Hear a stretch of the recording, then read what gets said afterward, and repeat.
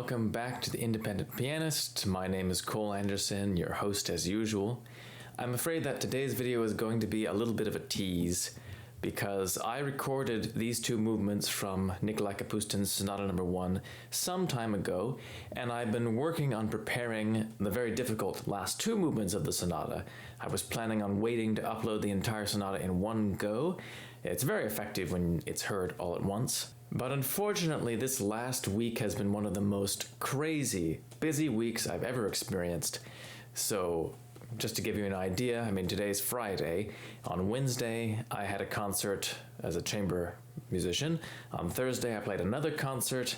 I have rehearsals and performances on Saturday and Sunday, another concert on Monday, and more performances on Wednesday as well. So, all of these things feature different repertoire. It's just been a bit of a nightmare getting everything prepared, and I simply didn't have the time, or more importantly, the mental tranquility to record any solo pieces this week or really do any kind of a video beyond this one. Of course, it's a little frustrating since I particularly love the work that I do for this channel. I find it very rewarding and enjoyable, and I'd love to put more focus on it, but that isn't yet a financially viable option.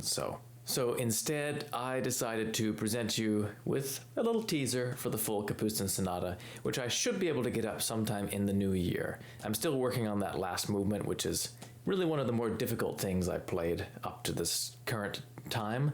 Kapustin just passed away last year at the age of 84, but up until 2016 he had been tirelessly composing. An incredibly prolific composer. His works number up to opus 161, and most of these works are for piano solo, although he did begin to experiment more and more with other instrumental combinations in his later works. I know there's a couple of great string quartets, a concerto for double bass, one for cello, other things like that, which you don't hear too often yet, at any rate.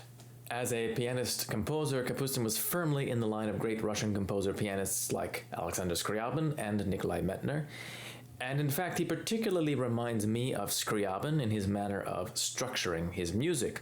Like with Scriabin, Kapustin uses very clearly defined classical forms in his works, particularly sonata form. So he wrote 20 piano sonatas, which span nearly 30 years. So this one that I'm playing dates from 1984. I think his last one was in 2011, I believe.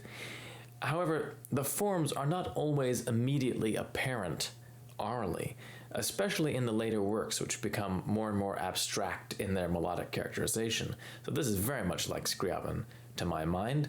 Oftentimes it's not apparent to the hearer that these pieces are in strict classical form. Throughout his career, Kapustin unashamedly used the harmonic, rhythmic, and melodic vocabulary of jazz music in his compositions.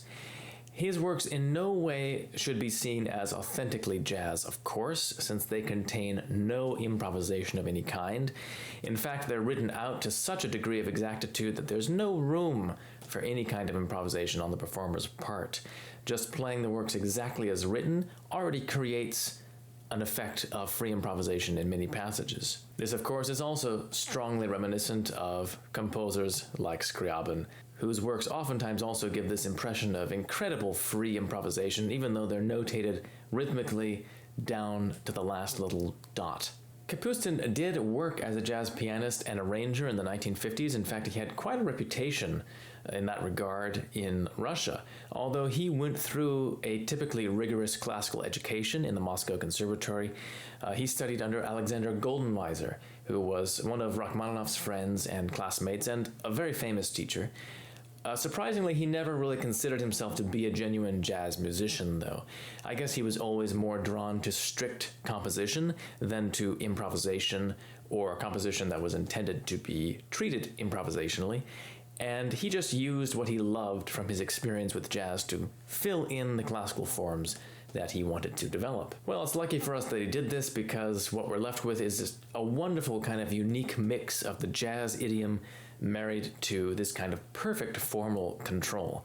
Kapustin's works run just like clockwork, and although for me I have to say that at times their extreme mechanical intricacy and the endless complications of the music can be a little bit wearying, I think in his greatest works like this sonata, there's such an irrepressible joy in pure sound, rhythm, and movement that I find it irresistible. A work like this to me seems like a sublimation of everything Kapustin loved about both the jazz world and also the world of the classical sonata. There are endless tricky plays on rhythmic syncopations until you almost don't know where the beat is, but Kapustin always brings you back without fail. There's these gorgeous soaring melodies, ingenious piano writing that suggests the sounds of a big band at one moment and an intimate jazz trio at another. It's all incorporated into this grandly conceived and executed sonata-fantasy form.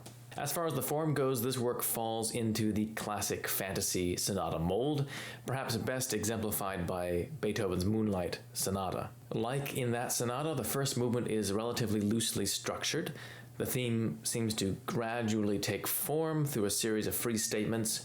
First, the harmony gradually comes into focus, then the rhythm starts to become more regular, and then finally the theme bursts out in a blaze of glory in its definitive form. The slow movement is a pretty simple ternary design, but written in a gorgeously impressionistic way. The third movement is a scherzo movement, and the fourth movement is where we finally get a fully fledged sonata form, very clearly structured. So anyway, we don't have the last two movements today. Please stay tuned for the complete sonata. It'll be coming up on this channel at some point soon after the new year. But until then, I hope you enjoyed this little taste of the first two movements. Also, just by the way, if any pianists out there are thinking about learning this sonata, I highly recommend buying the new Schott edition, which is available at Sheet Music Plus and other places, instead of using older editions that might be floating around bootlegged on the internet or anything like that. The new edition has fingerings provided by the composer himself, and I can't say enough good things about Kapustin's fingerings. They're extremely practical and oftentimes brilliantly unorthodox. They're a piano lesson in themselves, so you would really be missing out if you didn't have that edition when you're trying to learn this piece. This, just on a tangent, is really similar to Mettner as well, Nikolai Mettner, who I mentioned before. Every piece I ever learned from him was an invaluable piano lesson, just looking at the very detailed fingerings that he would include. Kind of similar to Arthur Schnabel's edition of the Beethoven sonatas and the Hans von Bülow edition of the Beethoven sonatas. Those two editions also have incredible, interesting fingerings, oftentimes very idiosyncratic. But that's a topic for another video. I should go into that at some point as well, because it's very interesting. So anyway, please enjoy the music, and if you can, please think about supporting this channel either through patreon.com, www.patreon.com/independentpianist, or through my PayPal link in the description box. Any support will help me to begin to give more and more focus to my work on this channel so that I don't have to distract myself with other things just to pay the bills. A big thank you, though, to all my current financial supporters through Patreon or through PayPal. I couldn't do this project without your help, so thank you again. Now let's just get on to the music, and I'll look forward to seeing you all next time.